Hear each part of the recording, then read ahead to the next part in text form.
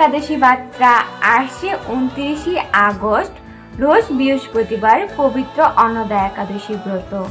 এই অন্নদা একাদশী ব্রতে মাহিত্যে বলা হয়েছে, যদি কোনো ব্যক্তি ভক্তি নিষ্ঠা সহকারে এই একাদশী ব্রতটি পালন করে তাহলে তার সকল পাপ বিনষ্ট হবে এবং সে ভগবত ধাম প্রাপ্তি হবে। এই অন্নদা একাদশী ব্রত নাম শোনা মাত্রই রাশি রাশি পাপ বিদূরিত হয় এবং সে যদি দুঃখেও থাকে তাহলে এই অন্নদা একাদশী ব্রতটি যদি সে রাত্রি জাগরণ করে পালন করে তাহলে তার দুঃখ নাশ হবে। এখন আমরা জানবো অন্নদা একাদশীর পালনের সময়সূচি।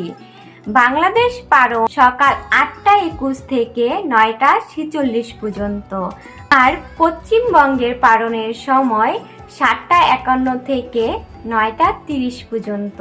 তো সবাই ভক্তি নিষ্ঠা সহকারে নিজের একাদশী ব্রত পালন করব, অন্যকে পালন করার জন্য উৎসাহিত করব।